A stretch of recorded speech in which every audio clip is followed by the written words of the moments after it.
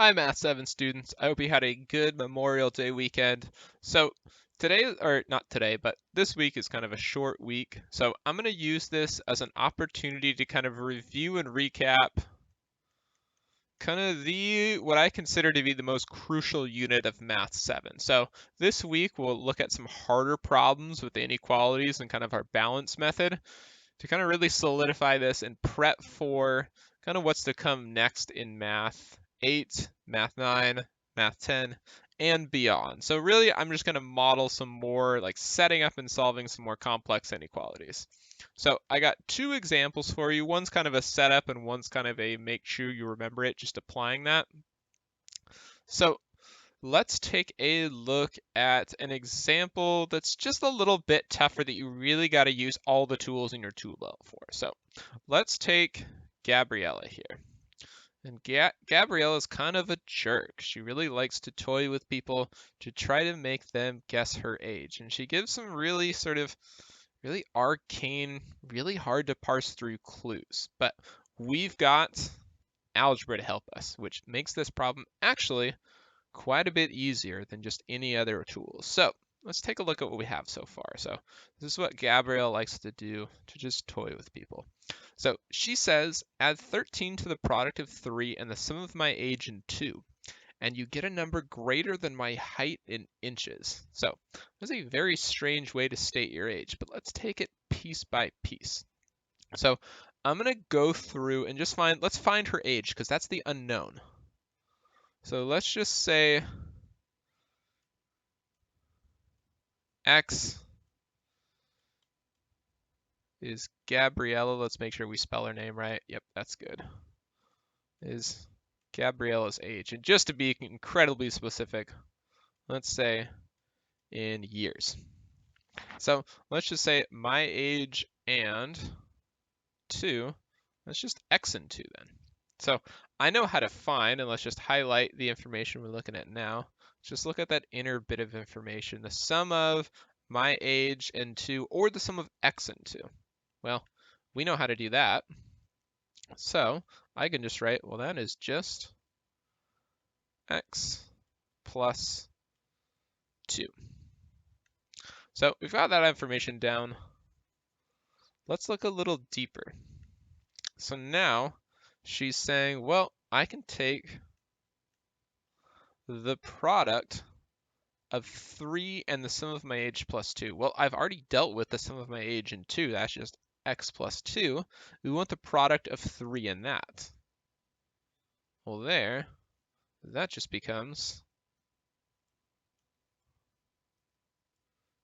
3 times that. So the product of 3 and, so here's 3 and the product, the sum of my age plus 2, there's that right there. And now we take it back even farther. We're just saying take all of this bit and add 13 to it. So we take all of that and we just add 13. And now she's saying, and you get a number that's greater than my height in inches. So even more things to parse through. So this number here that we found is going to be greater than my height in inches, which we can see from this little chart here, is greater than 55.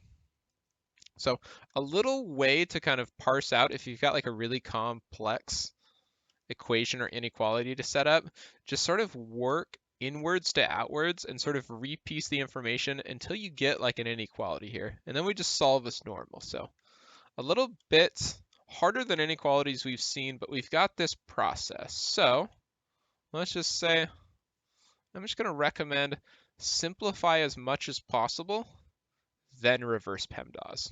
So let's go ahead and tackle step 1. We're just going to simplify as much as possible.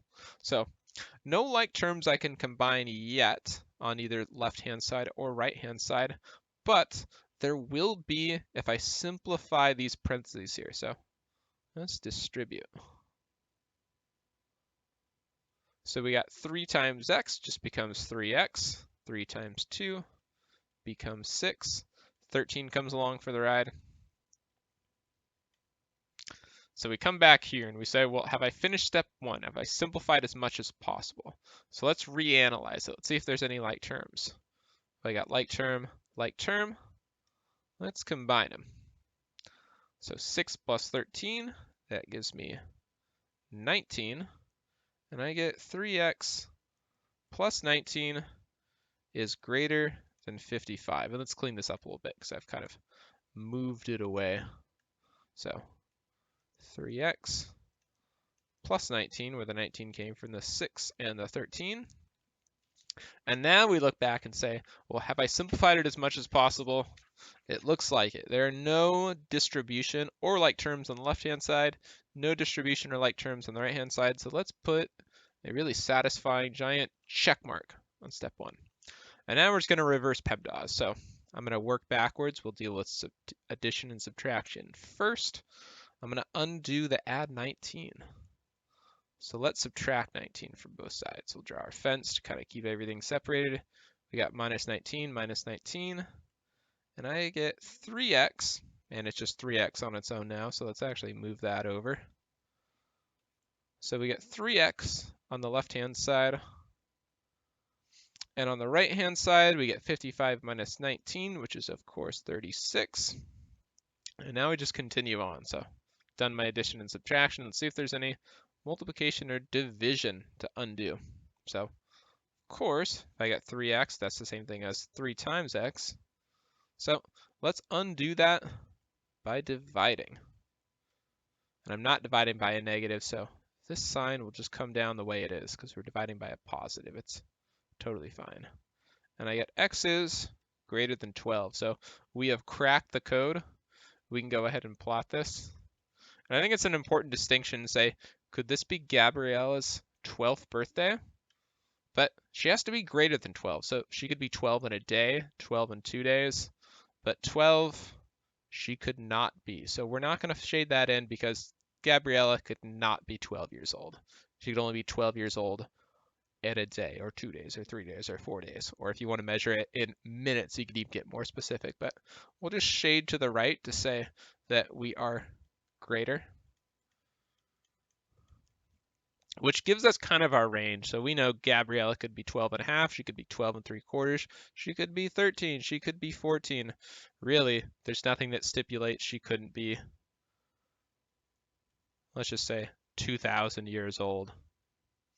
So we've got kind of a more complex setup and solving. Let's just do one more example that kind of brings in all of our rules. So we've kind of got our setup down, how to parse it through. Let's take a look at a more complex examples, one that also makes sure that we know that rule about flipping the sign. So let's employ that same strategy here, but we've already got our inequality set up, so we don't need to do any word problem setup. So again, let's simplify as much as possible. So simplify, we can combine, we can distribute, anything we can do to sort of clean up either side of the equation. Distribute. When I'm talking, I sometimes lose track of how to spell. So let's combine and distribute. So nothing we can combine yet because, you know, we can't combine outside the parentheses until we distribute. So let's distribute first. We got our negative 3 times x. We'll do a little arrow method of distribution. And we get negative 3x, and then negative 3 times positive 4. That should give me negative 12. 3 just comes down, and are greater than or equal to 9. And so now we come back, and let's make sure before we move on to sort of balancing our reverse PEMDAS, let's make sure we've simplified. So we've distributed everything. Let's see if we can combine now. So do I see any like terms? On the right-hand side, no, it's just 9. On the left-hand side, though, negative 12 and 3, we can combine those. Negative 12 plus 3, of course, becomes negative 9. And we get negative 3x minus 9. So this symbol will come on down, the greater than or equal to sign. It's greater than or equal to 9. So we've combined, we've distributed, because you can see on the left-hand side, I cannot combine negative 3x and negative 9. They are not like terms. This has a variable in it. This one does not. And on the right-hand side, we obviously can combine, because there's only one term. What could we combine it with? So we have finished up step 1. Emphatic check mark. Now let's move on to step 2. Let's just balance this problem out. So we'll draw our fence and we'll reverse the order of operations. So we see our x, we see it's multiplied, we see it's also subtracted. Let's start with the end because we're undoing everything. We're kind of stripping things away until we get our variable. So let's undo our addition and subtraction. So subtract 9, do the opposite operation, add 9 to both sides. And this will cancel out, and I'm just left with negative 3x. And then 9 plus 9 gives me 18. So now I've done my addition and subtraction. Let's move on to multiplication and division, see if there's anything we can undo. So negative 3x is the same thing as negative 3 times x. The multiplication symbol is implied. So let's undo the multiplication with its opposite operation of division. So I've got to divide both sides then by negative 3. And here's why I got to be careful. Because I look at this and say, well, remember that rule we learned a week ago? And that was if we see us dividing or multiplying by a negative number, remember we're really flipping the inequality as well. It's what was greater is now less than. So I divided, so say I divided, and just so we have the rule down completely, I divided or multiplied by a negative, I better flip this sign. So when I do this, this will go away, but it also takes that inequality and it flips it. So what is greater than or equal to is now less than or equal to. So I've just flipped the direction. And now we get 18 divided by negative 3, which just gives us negative 6. And so we've got our inequalities. Let's go ahead and box our solution because that's the really important part that we want to save. And then we just go ahead and plot it really quick. So we got our x number line. We know that negative 6 is going to be a huge importance of it. So let's just plot negative 6 on there. We'll plot a few other numbers just for completeness. Yeah, maybe one more, just for the heck of it. So I'll come over here and first I'll say, well, could x be negative 6? And it says x is less than or equal to negative 6. Could be equal, so negative 6 is the solution. We better keep that filled in. And now it says x, well, the alligator's opening up towards the negative 6, so we know that x has to be less than that. So we're going to shade to the left, the lesser numbers. And we've got our solution. So again, we'll kind of do, this was a short video, but we're just kind of reviewing for a short week. And so we'll do Tuesday, Wednesday, and Thursday for kind of just to review the wrap up. And then I'm going to give you guys an Explore It on Friday that kind of jumps us into a crash course on sampling. And then after that, we'll do probability. So I hope to see you guys all for the office hours on Wednesday. Have an excellent week. I will see you all then.